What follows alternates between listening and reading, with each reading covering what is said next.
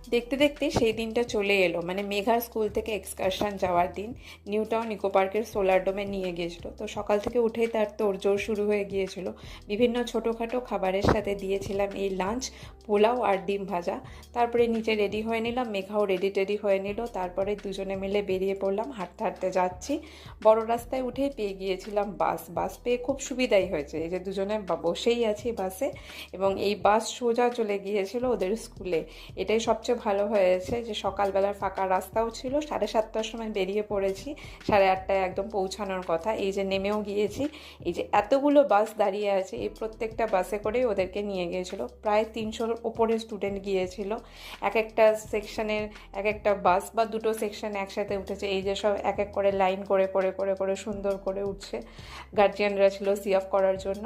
এই যে আমার মেয়েরা মেয়ে ওর বান্ধবীর সাথে বসে আছে, দুই বান্ধবীর সাথে। তারপরে ওদের বাস ছেড়ে দিলে আমি আর ওর এক বান্ধবীর মা দুজনে মিলে এই ট্রেনে বসে আছি। ট্রেনে বসে ট্রেনটা কখন ছাড়বে তারই অপেক্ষা ছিল। বাড়ি এসে স্নান টান করে ছাদে গেলাম। এই দেখুন সুন্দর সুন্দর ডালিয়া ফুল ফুটেছে। কোনো রকমে 1:30টার সময় খাওয়ার পরেই ফোন এসছে, চলে আসুন, বাস ছেড়ে দিয়েছে। তো কোনো রকমে ছুটে গেলাম, মেয়ে একদম ক্লান্ত হয়ে পড়েছে। চলে গেলাম দুজনেই দাদা বৌদির বিরিয়ানিতে। দাদা বৌদির বিরিয়ানিতে মাটন বিরিয়ানি আর তার সাথে কোল্ড ড্রিঙ্কস দিয়ে সেরে নিলাম লাঞ্চ।